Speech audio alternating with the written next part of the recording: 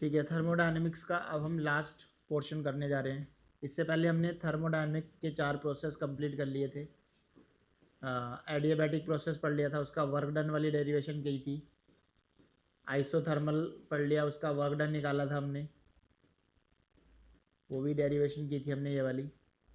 उसके बाद isochoric process हो गया था, जिसमें वॉल्यूम कांस्टेंट रहता है, वर्क डन ज़ीरो होता है। आइसोबारिक प्रोसेस भी हमने पढ़ लिया था, प्रेशर कांस्टेंट रहता है, वर्क डन ऐसे आया था। अब हम स्टार्ट कर रहे हैं this process, cyclic process. Cyclic process एक ऐसा प्रोसेस है जिसमें इंटरनल एनर्जी में कोई चेंज नहीं आएगा।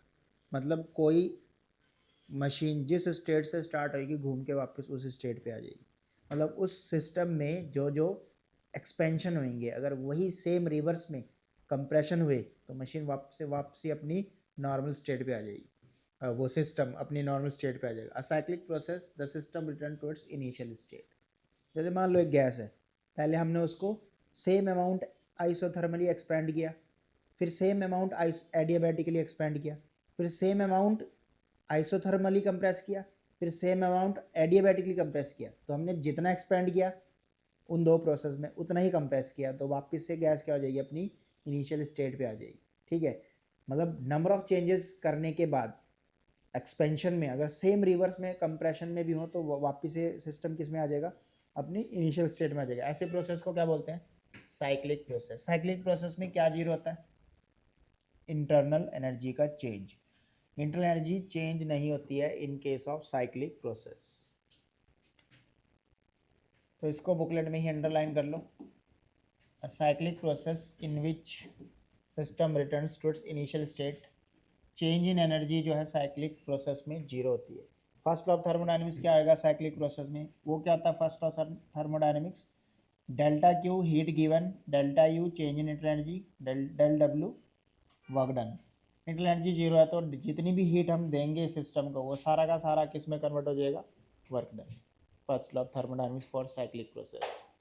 तो total heat absorbed is equal to the work done by the system. अब साइक्लिक प्रोसेस का जैसे मैंने तुम्हें एग्जांपल दिया था वैसे ही यहाँ पे एग्जांपल मेंशन किया हुआ।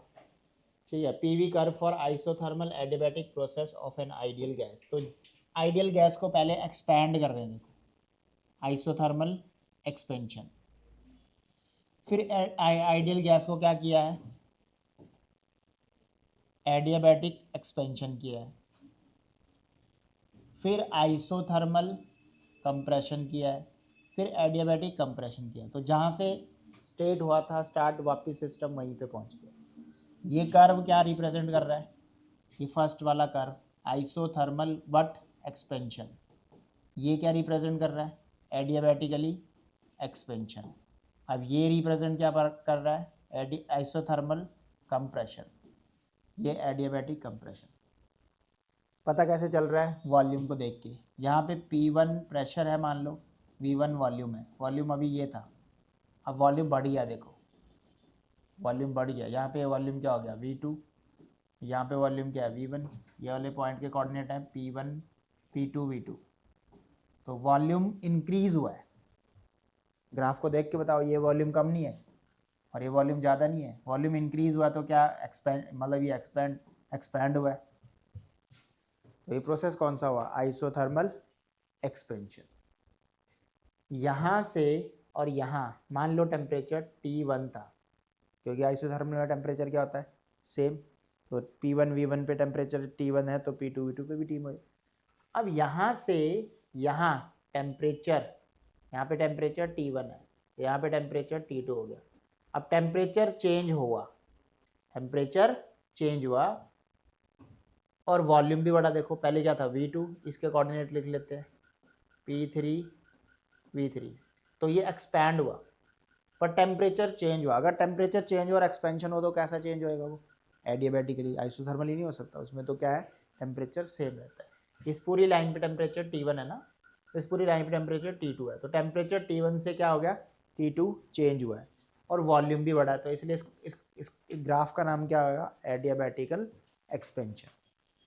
अब देखो यहाँ से यहाँ T2 स्टार्ट हो रहा है तो T2 रहेगा टेम्परेचर, और वॉल्यूम V3 से कुछ कम हो रहा है, इसका मतलब ये कंप्रेशन का ग्राफ है, आइसोथर्मल कंप्रेशन।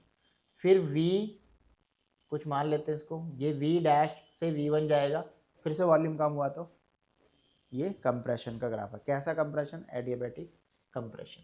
तो ऐसे ग्राफ को रीड करना है, ठीक है। और वापस से ये इनिशियल स्टेट पे आ गया, इसलिए इसका नाम क्या है? Cyclic process.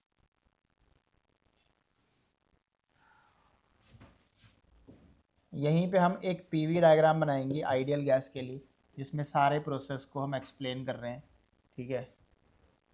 तो इसको तुम बुकलेट में ही ड्रॉ करो।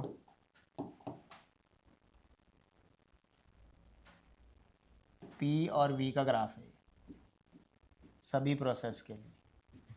सो आइसोथर्मल, एडियाबैटिक, दूसरा क्या था? आइसोकोरिक और आइसोबारिक। यहाँ पे आइसोबारिक ये होएगा, प्रेशर कांस्टेंट होता है उसमें, और आइसोकोरिक ये होएगा, उसमें वॉल्यूम कांस्टेंट होता है। कांस्टेंट वाले को हम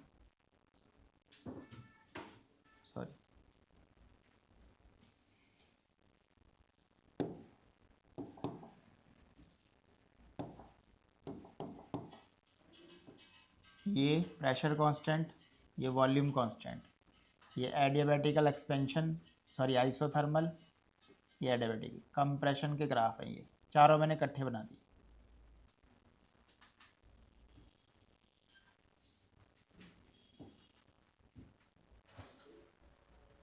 ये सबसे ऊपर वाली में प्रेशर कांस्टेंट है, तो ये आइसोबारिक का ग्राफ हुआ, आइसोबारिक प्रोसेस। इसमें आइसोथर्मल का ग्राफ होता है, थोड़ा स्टीव होता है, ठीक है।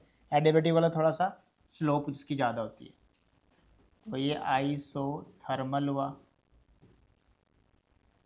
और ये एडियाबैटिक हुआ, और ये आइसोकोरिक हुआ।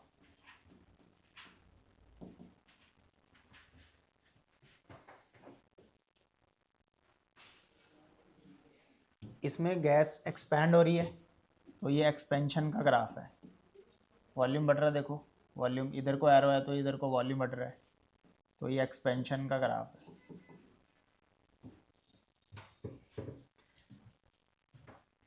इसमें जो लाइन सबसे ऊपर है उसका वर्क डन सबसे ज़्यादा होएगा, तो वर्क डन आइसो वाले का सबसे ज़्यादा हुआ, फिर वर्क डन आइसो बारिक वाले का, वर्क डन आइसो बारिक सबसे ज़्यादा हुआ, और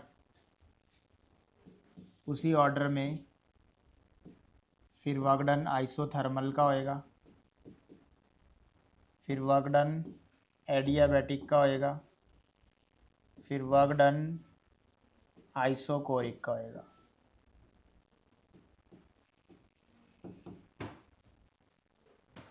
यही अगर गैस को एक्सपैंड किया जाता, सॉरी कंप्रेस किया जाता,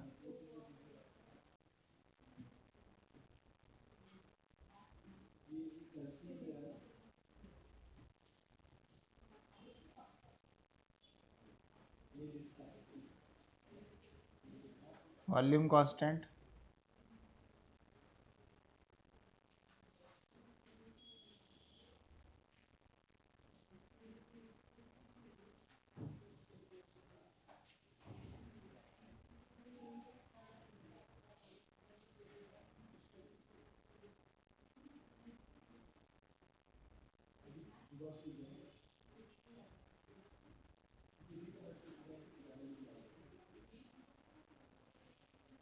वॉल्यूम कांस्टेंट,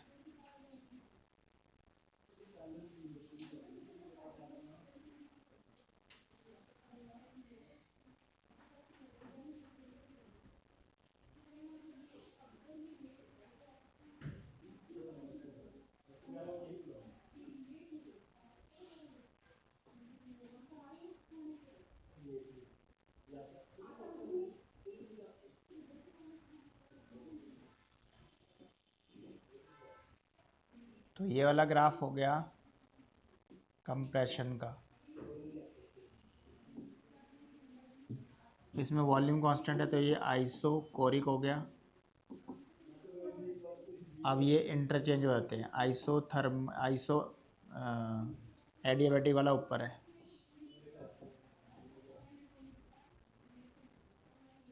एडियाबैटिक, आइसोथर्मल,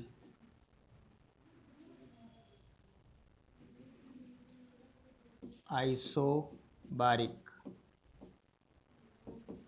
इसमें अब आइसोबारिक का वर्कडन सबसे कम है, आइसोबारिक का वर्कडन कम। फिर वर्कडन किसका है? आइसोथर्मल,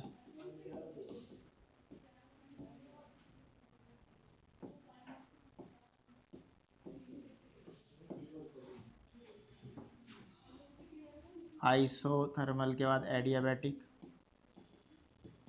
एडियाबैटिक, फिर वर्क डन आइसोकोरिक। ये ग्राफ है कंप्रेशन का।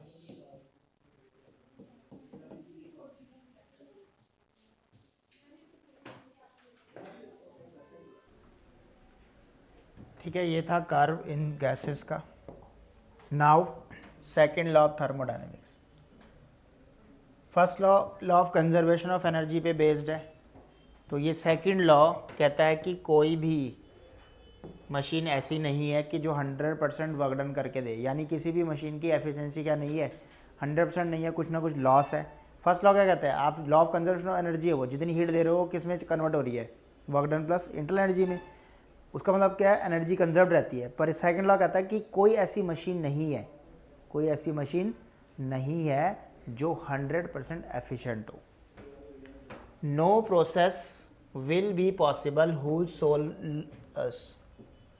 sole result is the absorption of heat from the reservoir and completely conversion of heat into work done। मतलब जितनी वो हीट ले रहा है उसको कंप्लीट वर्क डन करना पॉसिबल नहीं है, ऐसा कोई प्रोसेस नहीं है। ठीक है, ये थी कैल्विन प्लैंक के स्टेटमेंट। सेम चीज़ है लेकिन ये किसी दूसरे तरीके से बता रहे हैं। No process possible of the solar result is the transfer of heat from colder object to hotter object. मतलब कोल्ड से हॉट की तरफ, मतलब सेम वर्क डन नहीं हो सकता है। ट्रांसफर ऑफ हीट हमेशा क्या होता है? हॉट से कोल्ड की तरफ होता है, उल्टा नहीं हो सकता। The two statement are completely equivalent. दोनों का मतलब सेम है, तरीका अलग अलग है लेकिन मतलब सेम है। अब इसका कोई प्रूफ नहीं है, लेकिन पीछे कारनॉट इंजन आएगा, अभी वो सिलेबस में नहीं है, वहाँ पे इसका प्रूफ करेंगे। अभी इसके लिए हमें दो प्रोसेस पढ़ने पड़ेंगे सेकंड स्टेटमेंट को समझने के लिए, सेकंड लॉ को। रिवर्सिबल प्रोसेस और इरिवर्सिबल प्रोसेस क्या होता है? रिवर्सिबल प्रोसेस ये होता है जिसमें सिस्टम वापस अपनी इनिशियल स्टेट में आ जाता है after number of changes. A thermodynamical process is reversible if the process can be turned back such that both the system and the surrounding return to their original state with no other changes anywhere else in the universe। Cyclic किसी gas पे ही हो रहा था। अब यहाँ पे क्या बता रहा है कि किसी सिस्टम और सराउंडिंग में जो सिचुएशन पहले थी ना, प्रोसेस होने से पहले, नंबर ऑफ चेंजेस होने के बाद दोबारा से वही प्रोसेस आ गया। अब रिपीट नहीं हो रही कोई चीज़, ठीक है, प्रोसेस होते जा रहे, लेकिन प्रोसेस होने से पहले जो सिचुएशन थी, किसी प्रोसेस के बाद सेम सिचुएशन आ गई। इसका मतलब ये कैसा प्रोसेस है? Reversible process. जैसे एक quasi static isothermal expansion of an ideal gas of a cylinder fitted with frictionless movable piston is reversible process. पहले उसका प्रेशर बढ़ाया, फिर रिलीज किया, दोबारा से सेम हो गया gas. A process is reversible only if वो बहुत स्लो हो। क्वासी स्टैटिक प्रोसेस क्या होता है कि वो बहुत क्या होना चाहिए? स्लो होना चाहिए, तभी वो रिवर्सिबल होता है। System is in equilibrium with the surrounding, तभी पॉसिबल है हर स्टेज पे। अगर फास्ट होएगा तो फिर सिस्टम को एक्सचेंज होने का टाइम, हीट को एक्सचेंज होने का टाइम ही नहीं मिलेगा। There are no dissipative force, जैसे कि फ्रिक्शन, विस्कस फोर्स, ये कुछ नहीं होने चाहिए। ठीक है, मतलब कोई भी रुकावट, रेजिस्टिव फोर्स नहीं होने चाहिए, तभी कोई प्रोसेस क्या माना जाएगा? रिवर्सिबल। इरिवर्सिबल इसका उल्टा है, सिंपल, यानी सिस्टम टर्न बैक नहीं होएगा। एक बार स्टार्ट हो गया तो दोबारा वापस किसी भी कभी भी इनिशियल स्टेट पे नहीं आएगा। तो इसके लिए हमने क्या पढ़ा? इसका उल्टा देखो क्या लिखा है, a thermodynamical process is irreversible if the process can not turn back such that both the system and surrounding returns to their original state with no other changes anywhere else in the universe. Spontaneous process होता है, ये fast होता है, कोई time ही नहीं मिला heat को एक्सचेंज होने के लिए। तो स्पॉन्टेनियस का मतलब होता है क्विक, वो क्वासी स्टैटिक है, मतलब वो बहुत स्लो होता है, और ये बहुत क्विक होता है। इसका एग्जांपल ये है, the free expansion of the gas, combustion reaction of the mixture petrol and air ignited by the sparking. ये कैसे पेट्रोल इंजन काम करता है वो बता रहा है, ठीक है। कंबशन रिएक्शन होती है पेट्रोल इंजन के अंदर, पेट्रोल स्पार्क करके जलता है, तो वो हीट एनर्जी है वो वर्क डन में यूज़ होती है। Cooking gas leaking from a gas in a kitchen diffuses into the entire room. Fast process है, तो दोबारा से वो प्रोसेस रिपीट तो नहीं होगा, वो गैस दोबारा से उसके अंदर तो नहीं जाएगी सेम सिचुएशन में। इरिवर्सिबल प्रोसेस ड्यू टू, कब ये राइज होता है? सबसे पहले ये सिस्टम नॉन इक्विलिब्रियम स्टेट में ही हो सकता है, क्योंकि इक्विलिब्रियम में तो सेम हो जाएगा फिर से। मोस्ट प्रोसेस इन्वॉल्व फ्रिक्शन भी होता है इनमें, विस्कोसिटी भी होता है, डिसिपेटेड इफेक्ट भी होता है। तो जो सेकंड लॉ की स्टेटमेंट है उसको समझने के लिए हमें इस इंजन की वर्किंग को समझना पड़ेगा कि कैसे ये इंजन काम करता है। सेकंड लॉ क्या कहता है कि कोई भी मशीन, कोई भी प्रोसेस ऐसा नहीं है जो कंप्लीट हीट को क्या कर सकता है, वर्क डन में चेंज कर सकता है।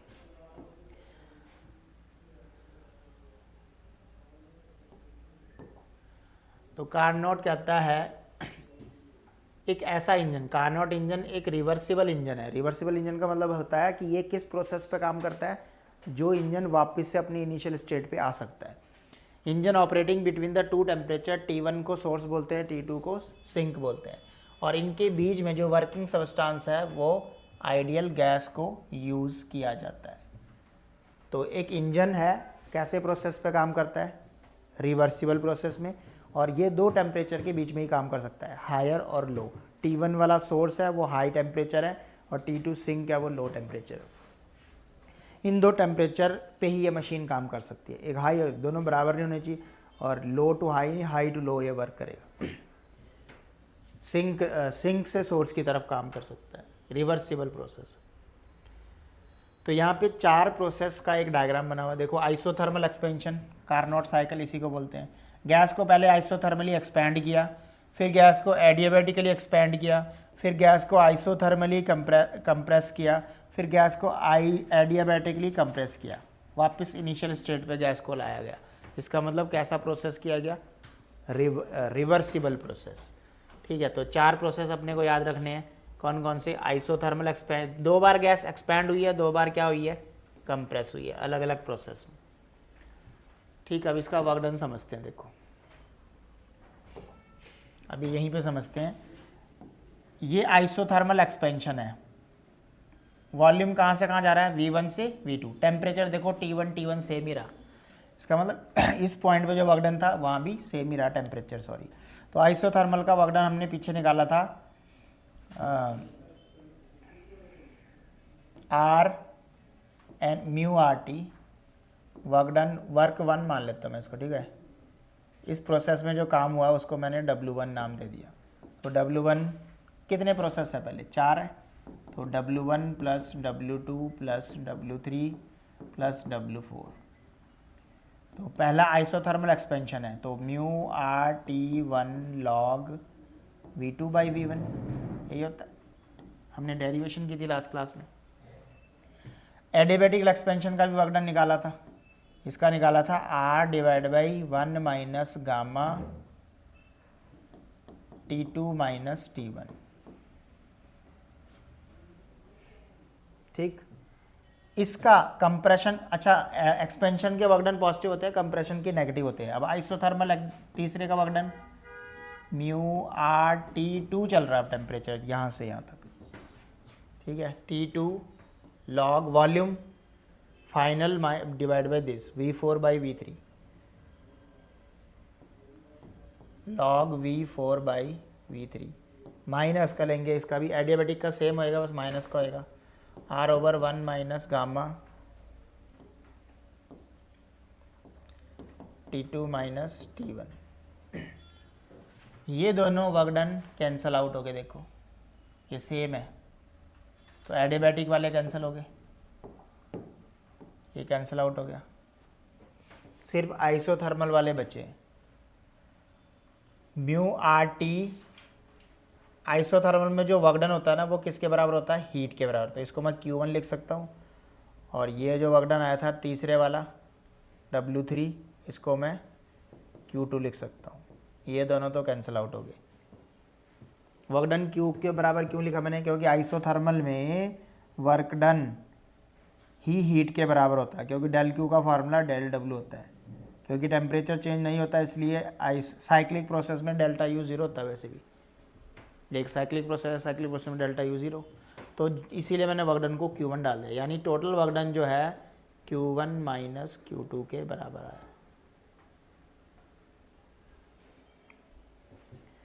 तो इसने Q1 एनर्जी ली, Q2 रिलीज कर दी, उन दोनों का जो डिफरेंस था वो वर्क डन में कन्वर्ट हो गया। ठीक है। अब कार्नोट का कहना है कि जो भी रिवर्सिबल इंजन होते हैं, जो भी इंजन होते हैं, मतलब वो कार्नोट की एफिशिएंसी उनसे ज़्यादा होती है। बस ये कार्नोट थ्योरम अब आगे आने वाली है। ठीक है। कार्नोट इंजन हम वैसे ही पढ़ रहे हैं सिर्फ सेकंड लॉ को समझने के लिए। इस साल ये सिलेबस में नहीं है। ठीक है, आएगा कुछ नहीं पेपर में, क्योंकि ये सिलेबस में नहीं है। हम सिर्फ उस सेकंड लॉ की स्टेटमेंट को समझने के लिए प्रूफ कर रहे हैं कि आप सही बात बता रहे हैं कि नहीं, कि ऐसा कोई प्रोसेस नहीं है जो 100% वर्क डन कर सके। तो ये सही प्रूफ होएगा इस थ्योरम से। कार्नोट वाले इंजन देखो वर्क डन निकाल रहा है, ये पहले वाले का वर्क डन ये आया, फिर दूसरे का आया, इकट्ठे तीनों सबके सम कर दिए, यही आया था। देखो हमारा, हमने डायरेक्ट ऐड कर दिया था। एफिशिएंसी का मतलब होता है आउटपुट डिवाइड बाई इनपुट। तो Q2/1 माइनस Q2/Q1, Q2 ये था पूरा का पूरा, Q1 ये था, दोनों को डिवाइड कर दिया तो 1 माइनस T2/T1 आ जाएगा। ये एफिशिएंसी आ जाएगी कार्नोट इंजन की। अब कार्नोट इंजन से ये थ्योरम निकली है। क्या बोल रहा है थ्योरम ने, कि working between two given temperature T1 T2 the hot and the cold reservoir respectively, no engine can be efficient more than that of Carnot engine. इसने कहा कि कार्नोट इंजन मतलब जो रिवर्सिबल प्रोसेस पे काम करते हैं वो ज़्यादा एफिशिएंट होते हैं as compare to other one.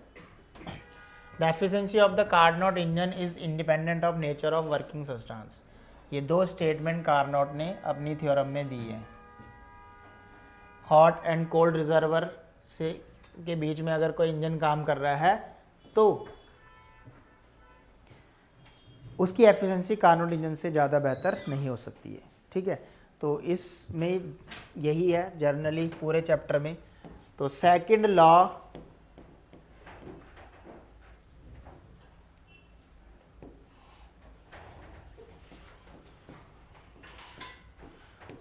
क्या कहता है थर्मोडायनेमिक्स का, कि कोई भी प्रोसेस नहीं है पॉसिबल कि जितनी उसको हीट कि किसी भी प्रोसेस में ऐसा नहीं हो सकता कि जितनी हीट दी है उस सारा का सारा किस में कन्वर्ट हो जाए, वर्क डन में। तो अपने को यहाँ तक इसको याद रखना है, रिवर्सिबल इरिवर्स। इसके बाद वाला सिलेबस में नहीं है कुछ भी। तो ये थर्मोडायनेमिक्स की थ्योरी, अब हम इसकी एनसीईआरटी कर रहे हैं। ठीक है,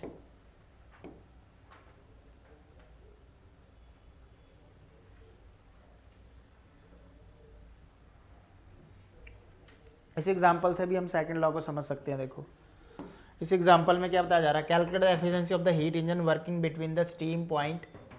किसी हीट इंजन का एफिशिएंसी निकाल रहे हैं। एफिशिएंसी का फॉर्मूला क्या होता है, ईटा equals to T1 minus T2/T1। T1 कितना है 100 डिग्री सेल्सियस, उसको कैलविन में कर दिया।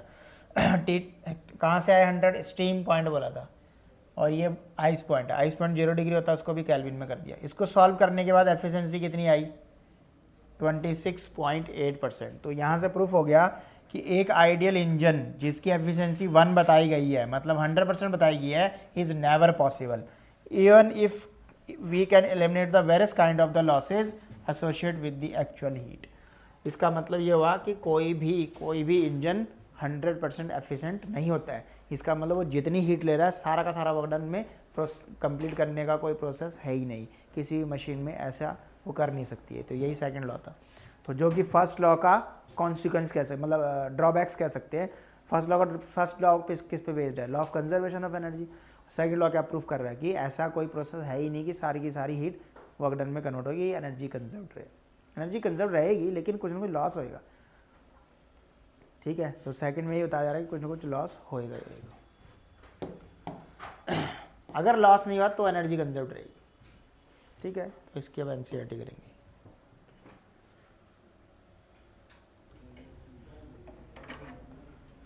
कार्नोट इंजन करेंगे, ये सिलेबस में है, तो हमने एनसीईआरटी से चेक कर लिया इसको, ये इस साल सिलेबस में है, ठीक है। कार्नोट इंजन, तो सबसे पहले कार्नोट इंजन की बात करते हैं। ये एक रिवर्सिबल इंजन होता है, ठीक है, मतलब ये रिवर्सिबल प्रोसेस पे वर्क करता है। कार्नोट इंजन और रिवर्सिबल हीट इंजन, इसके साथ ये डायग्राम बनाना है, ठीक है। ये वाला प्रोसेस आइसोथर्मल एक्सपेंशन, ये एडियाबैटिक एक्सपेंशन, ये आइसोथर्मल कंप्रेशन, ये एडियाबैटिक कंप्रेशन, 4 प्रोसेस होते हैं। एक reversible heat engine operating between 2 temperature is called Carnot engine. Carnot engine के अंदर ये फॉलोइंग सीक्वेंस होते हैं।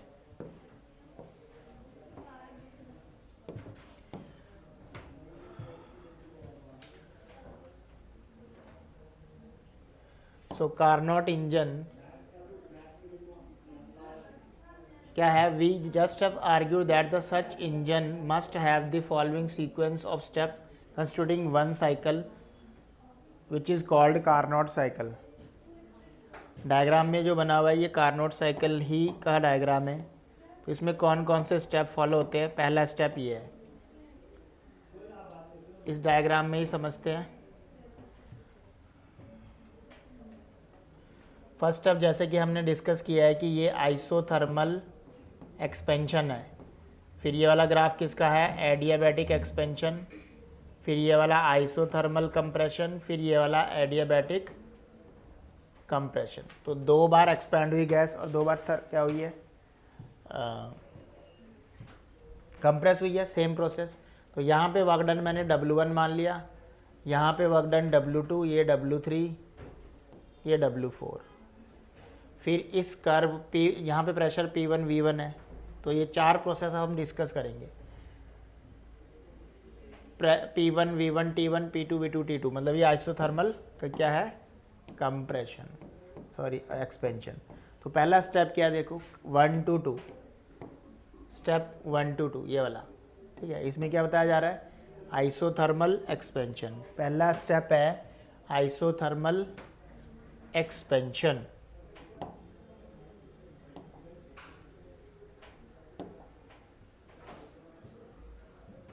स्टेप 1 to 2 आइसोथर्मल एक्सपेंशन हम पढ़ चुके हैं ऑलरेडी, जहाँ पे प्रेशर P1 V1 से P2 V2 में कन्वर्ट हो रहा है, टेम्परेचर रिमेन सेम। तो वर्क डन और हीट सेम होते हैं, तो कितनी, वर्क डन का डायरेक्ट फार्मूला हमने आइसोथर्मल प्रोसेस में डेरिवेशन की थी। वॉल्यूम कहाँ से कहाँ तक चेंज हो रहा है, V2 से V1, तो फार्मूला आता है mu R T1 log V2 by V1। जो दूसरा स्टेप था वहाँ पे 2 to 3 क्या चल रहा था, एडियाबैटिक एक्सपेंशन, जहाँ पे प्रेशर P2 V2 से कन्वर्ट हुआ P3 V3 में, टेम्परेचर चेंज हुआ T1 से T2 में। तो ये किसका वर्क डन निकाला था हमने, एडियाबैटिक एक्सपेंशन, ये भी डेरिवेशन की थी लास्ट क्लास में, mu R T1 minus T2 divide by gamma -1। चौथा जो प्रोसेस है फिर वो तीसरा प्रोसेस आइसोथर्मल कंप्रेशन का। आइसोथर्मल का वर्क डन फिर से क्या आया था, ये वाला, इस बार वॉल्यूम V4 से V3 जा रहा है, देखो ना यहाँ पे क्या लिखा है, देखो V3 से V4, तो ऊपर हमेशा ज़्यादा वाला होता है। अब ये कंप्रेस्ड हो रहा है तो पहले ज़्यादा V3 ज़्यादा होएगा, V4 कम होएगा, तो V3 बाई V4। चौथा स्टेप क्या था, आइसोथर्मल एडियाबैटिक कंप्रेशन, उसका वर्क डन ये रहा, mu R T1 minus T2। अब टोटल वर्क डन सबका सम होता है तो हमने ऐड कर दिया। अब 1 से 2 वाला जो है वो W1 था, पुट कर दिया। 2 to 3 वाला और ये वाला कैंसिल आउट हो जाते हैं, क्यों, क्योंकि ये सेम आंसर है। देखो mu R T1 minus T1, mu R T1 minus T2 divide by gamma -1। Adiabatic वाले वर्क डन एक दूसरे के अपोजिट है, इसलिए कैंसिल आउट होती है। ये नहीं होंगे क्योंकि इसमें V2 बाई V1 और यहाँ पे V3 बाई V4 है, उसमें सेम था। अब इसको हम टोटल वर्क डन का आंसर यहीं पे ख़त्म कर देते हैं, ठीक है। टोटल वर्क डन ये आ गया, इसको हम ऐसे भी लिख सकते हैं, देखो ये Q1 था तो वर्क डन का फॉर्मूला हो गया Q1 minus Q2, work done का फॉर्मूला हो गया Q1 माइनस Q2। ईटा होता है एफिशिएंसी, तो एफिशिएंसी का फॉर्मूला होता है work divide by Q1। Work को हम ये डाल देंगे Q1 minus Q2 divide by Q1, तो इसको सेपरेट करेंगे तो ये आ जाएगा क्वेश्चन नंबर 1। तो ईटा आ गया 1 माइनस Q2 बाई Q1, ठीक।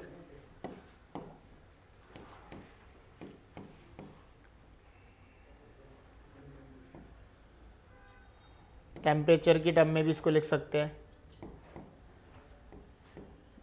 Q2 बाई Q1 के टेम्परेचर में T2 बाई T1 है, उसको प्रूफ करने जा रहे हैं कि कैसे T1 के बराबर है।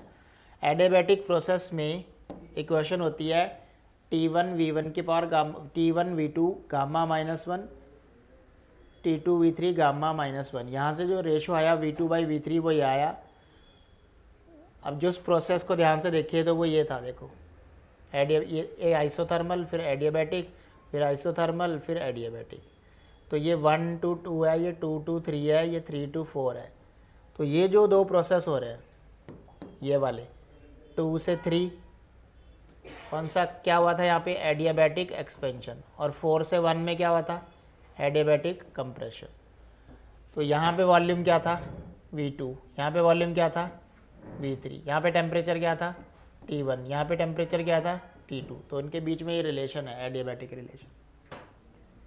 T1 V2 की पावर गामा -1, T2 V2 की पावर V3 की पावर गामा -1। जब हमने 4 प्रोसेस डिस्कस किए थे थर्मोडायनेमिक प्रोसेस, वहाँ पे ये इक्वेशन लिखी थी। एडियाबैटिक की 2 इक्वेशनें हमने लिखी थी। आइसोथर्मल की तो होती है PV इक्वल टू कॉन्स्टेंट, ये भी प्रूफ किया था। एडियाबैटिक होती है PV की power gamma equal to constant, और एक ये होती है T1 V की power gamma -1 equal to constant. तो ये वाली लग रही है T और V वाली, एडियाबैटिक की 2 इक्वेशन है। तो इसके लिए इक्वेशन क्या लिखूंगा T1 V2 की पावर गामा -1, इसके लिए क्या लिखूंगा T2 V3 की पावर गामा -1। क्रॉस मल्टीप्लाई किया तो यहाँ से V2 बाई V3 की पावर, ये T2 उधर चला गया, फिर पावर भी सेपरेट कर दी। इस 4 वाले पे टेम्परेचर T2 है, वॉल्यूम V4 है, और यहाँ पे टेम्परेचर T1 है, वॉल्यूम क्या है V1। तो V4 से V1 के लिए ये इक्वेशन बन जाएगी। इसको कैसे लिखा जाएगा T2 V4 की पावर गामा -1, इसको कैसे लिखा जाएगा T1 V1 की पावर गामा -1, ठीक। यहाँ से रिलेशन आ गया V1 और V4 का। तो चेक करा जाए तो ये और ये सेम है, इसका मतलब V2 बाई V3 और V1 बाई V4 बराबर है, ठीक। V3 by V4 V2 by cross multiply कर दिया इन दोनों, अगर ये दोनों इक्वल है देखो V2 बाई V3 बराबर प्रूफ हो गया किसके V1 बाई V4 के। तो क्रॉस मल्टीप्लाई कर दो या रेसिप्रोकल कर दो, तो ये V3 को इधर लिख लो, V2 by V1 V3 by V4 के बराबर है। यानी जहाँ पे हम ये वैल्यूज़ पुट कर रहे थे वो सेम ही आंसर आएगा। अब ये प्रूफ हो गया, ठीक है। इसके बाद क्या कर रहे हैं, वर्क डन हम ऑलरेडी निकाल चुके हैं, एफिशिएंसी निकाल रहे हैं, ठीक है। अब इस Q2 की वैल्यू क्या है, ये Q2 है, mu RT2 log V3 by V4 upon ये Q1 है पूरा का पूरा, mu RT1 log V2 by V1। अभी हमने प्रूफ किया V2 और V4 इक्वल है, तो ये कैंसिल आउट हो जाएगा, ये भी कैंसिल आउट हो जाएगा। तो प्रूफ हो गया eta equals to 1 minus T2 by T1। ये होता है एफिशिएंसी का फॉर्मूला कार्नोट इंजन का। ये बहुत इंपॉर्टेंट थ्योरम है इस थर्मोडायनेमिक्स से। कार्नोट साइकिल के बारे में आपको ये सारा डिस्कस करना है, वर्क डन निकालना है और एफिशिएंसी निकालनी, ठीक है। अब कार्नोट साइकिल के बाद कार्नोट थ्योरम आती है, उसके लिए हमें यहाँ पे ध्यान से देखना है। The important result, sometime called Carnot theorem, that working between two given temperature T1 T2 of hot and cold reservoir respectively, no engine can have efficiency more than that of Carnot engine। पहली statement ये है Carnot engine की कि कोई भी engine Carnot engine से ज़्यादा efficient नहीं है। कार्नोट इंजन रिवर्सिबल प्रोसेस पे वर्क करते हैं। दूसरा, the efficiency of the Carnot engine is independent of nature of working substance. ये 2 पॉइंट हैं कार्नोट थ्योरम की। अब इसका प्रूफ जो हम करने जा रहे हैं वो बड़े ध्यान से देखो, कॉन्ट्रडिक्शन प्रूफ होएगा ये। अभी तक हमने दो प्रोसेस पढ़े हैं, रिवर्सिबल और इरिवर्सिबल। आई फॉर इरिवर्सिबल है और आर फॉर रिवर्सिबल है। अब ध्यान से देखो, रिवर्सिबल वाले उल्टा काम करते हैं, मतलब T2 से टेम्परेचर। अब ये ध्यान से देखो, इसको समझने के लिए थोड़ा कॉन्ट्रडिक्शन प्रूफ है, इसका समझो ध्यान से। ये है सोर्स जहाँ से हीट लेनी है, और ये है सिंक जहाँ हीट रिलीज करनी है, और ये है वर्किंग सब्सटेंस बीच में। जैसे कि एग्जांपल भी तुम्हें रेफ्रिजरेटर का मैंने दिया था कि फ्रिज कैसे काम करता है, ठीक है। सोर्स से हीट लेता है, वर्क डन करता है और फिर हीट रिलीज कर देता है, ठीक है। तो सेम अभी हम वही पढ़ने जा रहे हैं। तो T1 होता है सोर्स जहाँ से हमने हीट को कलेक्ट करना है, किसी मशीन ने, मतलब कोई इंजन है, मशीन ने जहाँ से एनर्जी लेनी है और काम करना है, और वो वर्क डन करके देगी हमें, ठीक है। तो ये कौन सा इंजन है? इरिवर्सिबल। आर वाला कौन सा इंजन है? रिवर्सिबल। अब ये वाला कहाँ से हीट ले रहा है? सोर्स से। तो इसने वहाँ से Q1 हीट ली और वर्क डन किया। W डैश का मतलब इसने कुछ काम करके दिया, ठीक है, कोई भी काम। तो हीट ली, वर्क डन किया, तो रिलीज कितना किया? Q1 minus W dash. Sink का टेम्परेचर T2 है। रिवर्सिबल वाले उल्टा काम करते हैं, मतलब वो हीट कहाँ से लेते? सिंक से। वो कहाँ से ले रहा था? सोर्स से। तो इसने सिंक से हीट ली है Q1 माइनस डब्ल्यू। क्यों Q1 माइनस डब्ल्यू लिया हमने? क्योंकि W इस पे काम हुआ होगा, तो क्योंकि W इस पे काम हुआ तो W कैंसिल हो जाएगा और Q1 इधर चला जाएगा, ठीक है।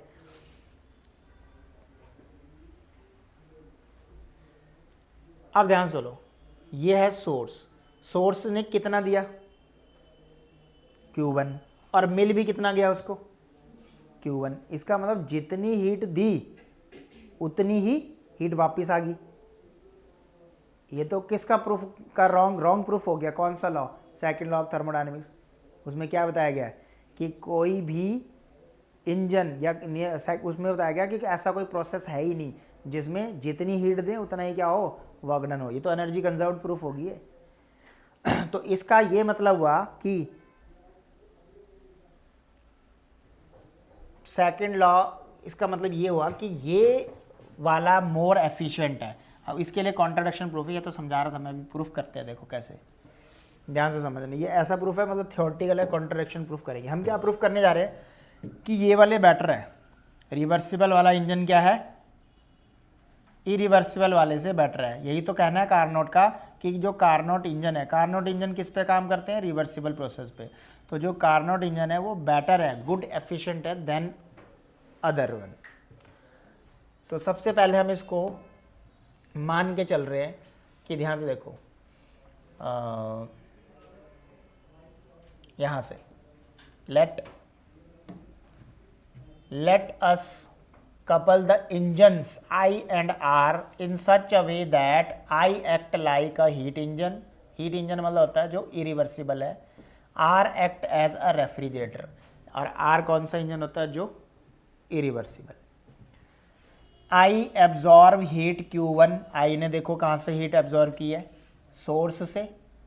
And deliver work done W dash, और उस पर काम करके दिया W डैश, और जो रिलीज कर दी हीट वो जितनी ली W उसमें से माइनस कर दो, वो रिलीज कर दी टू द सिंक की तरफ। We arrange so that R returns to the same heat Q1 to the source taking Q2 from the sink requiring work done Q1 minus Q2 to be done on it. ये हमने एक diagram में समझा दिया अभी, ठीक है, कि दोनों एक जगह से क्या कर रहे हैं? हीट ले रहे हैं और काम कर रहे हैं, और दूसरी जगह रिलीज कर रहे हैं। दूसरा दूसरी जगह से पिक कर रहा है, काम कर रहा है, और हीट वापस भेज दे रहा है। इसका मतलब क्या हो रहा है? हीट यूज़ हो रही है और रीयूज़ होने के लिए दोबारा से सोर्स के पास चली जा रही है। अब ध्यान सुनो, मान लेते हैं, हम प्रूफ करने जा रहे हैं कि ये वाले बैटर है, इनकी एफिशिएंसी क्या है? बेटर है। ईटा रिवर्सिबल वालों का ज़्यादा है एज कंपेयर टू इरिवर्सिबल। तो कॉन्ट्रडिक्शन प्रूफ में उल्टा लेके चलते हैं। प्रूफ क्या करना है? रिवर्सिबल वाले बेटर है, पर अब कॉन्ट्रडिक्शन प्रूफ में क्या करना? उल्टा लेके चलना है। इरिवर्सिबल क्या लिख दिया, सपोज मतलब कि मान के चलते हैं कि ये बेटर नहीं है। कौन से वाले, रिवर्सिबल वालों की एफिशिएंसी कम है, सपोज करके चल रहे हैं। if R were to act an engine, it would give the less work done. Theoretically proof होएगा ये, ठीक है, इसमें कोई डेरिवेशन नहीं, कॉन्ट्रडिक्शन प्रूफ है।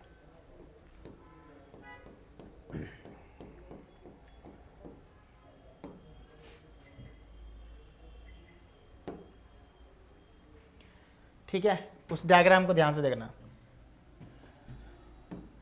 ईटा आर वाले का कम है, ईटा आई वाले से, आई ने क्या वर्क, आर वाले ने क्या वर्क डन किया, डब्ल्यू।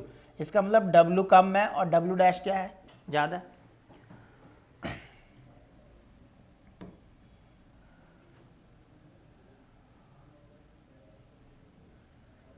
तो ये डब्ल्यू किसके बराबर है, ध्यान से देखो, ये डब्ल्यू किसके बराबर है, ये एक्चुअल में Q2 होना चाहिए, तभी तो डब्ल्यू जो है वो Q2 equals to Q1 minus W.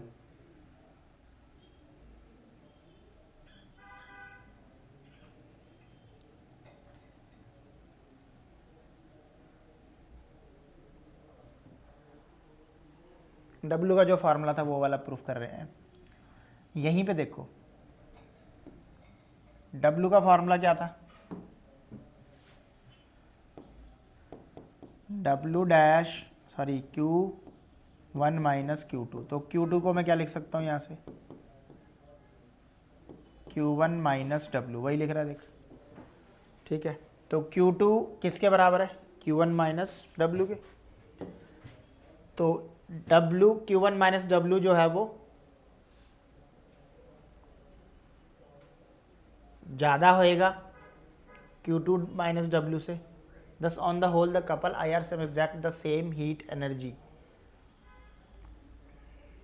ठीक,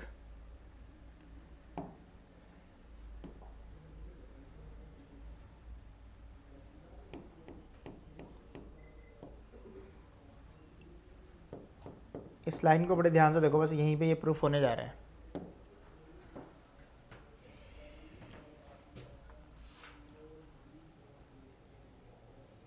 डायग्राम से इसको समझते हैं। हाँ, क्या चल रहा है कि ईटा आर जो है वो कम है, मान के चल रहे हैं ईटा आई से। So that mean that W is less than W dash, क्योंकि ये इसकी एफिशिएंसी में मान के चल रहा हूँ कम है, जबकि प्रूफ ज़्यादा करना कॉन्ट्रडिक्शन प्रूफ है इससे। तो मैंने लिख दिया W is less than W dash for given Q1, ठीक है। With R acting like a refrigerator, this would means that ये वाली जो चीज़ है ये Q2 है, जो हम रिसीव करते हैं वो Q2 होता है, ठीक है। तो इसने सिंक से Q2 लिया, Q2 किसके बराबर है, Q1 माइनस डब्ल्यू। तो सिंक से इसने Q2 लिया जो कि Q1 माइनस डब्ल्यू है। अब ये जब इसको रिसीव कर रहा है तो ये वाला ज़्यादा होएगा और ये कम होएगा, ऐसा क्यों, देखो सोर्स हाई टेम्परेचर पे है और सिंक क्या है, लो टेम्परेचर पे। तो जैसे इसने Q1 को वर्क डन करने के लिए हमें हीट चाहिए, ठीक है, और ये इसने यहाँ भेजा ये तो ये कम होएगा और ये ज़्यादा होएगा, क्योंकि इसने जो यहाँ से हीट ले रहा है उससे इसको काम करना है, ठीक है, और जो इसने रिलीज़ किया है वो वेस्टेज है, ऐसा समझो। तो इसने सिंक से ये Q2 लिया, तो इसने इसका जो Q2 है वो है Q1 माइनस डब्ल्यू, वो बड़ा होएगा इससे, Q1 माइनस डब्ल्यू डैश ज़्यादा होएगा। क्यों, क्योंकि ये जो हीट ले रहा है वो वर्क डन के लिए कर रहा है, वर्क डन के लिए यूज, इस हीट को इसने वर्क डन करना है इससे। Thus on the whole coupled IR system extract heat, total कितना हीट निकल गया इसको माइनस कर दो, ठीक है, ये बड़ा है ये छोटा है, इन दोनों को माइनस कर दिया, Q1 minus W minus Q1 minus W, तो आंसर आ गया W minus W dash. Total heat कितनी निकल रही है, W W dash minus W, ठीक है। तो यानी यहाँ से जो हीट गई है वो उतना गई है जितना इन दोनों का वर्क डन का डिफरेंस है। अब ध्यान से देखो क्या कह रहा है कि अगर ये वर्क डन के डिफरेंस के बराबर है तो कह रहा है कि delivers the same work done in one cycle, this without any change the surrounding or anywhere else, this is clearly against the Kelvin Planck statement of the second law of thermodynamics, hence our assertion जो हमने मान के चल रहे थे वो गलत है। IR ज़्यादा नहीं हो सकता, is wrong, so no engine can efficiency greater than that of Carnot engine, यहाँ पे इसका प्रूफ हुआ है। तो एक कॉन्ट्रडिक्शन प्रूफ है जिससे ये प्रूफ हो गया कि जितनी हीट ले रहे हैं उतना ही वर्क डन निकल रहा है। इस जब हम क्या लेके चल रहे हैं, आई वाला बेटर है आर वाले से। जब हम ये लेके चल रहे हैं तो क्या प्रूफ हो जा रहा है कि जितनी हीट ली है सारा का सारा वर्क डन में कन्वर्ट हो रहा है, जो कि सेकंड लॉ के खिलाफ है कि सारा का सारा वर्क डन में कन्वर्ट नहीं हो सकता है। इसका मतलब हमारी अजम्पशन क्या है, रॉन्ग है, आर वाले ज़्यादा बेटर हैं आई से। ये स्टेटमेंट कार्नोट थ्योरम की कॉन्ट्रडिक्शन प्रूफ है, ठीक है।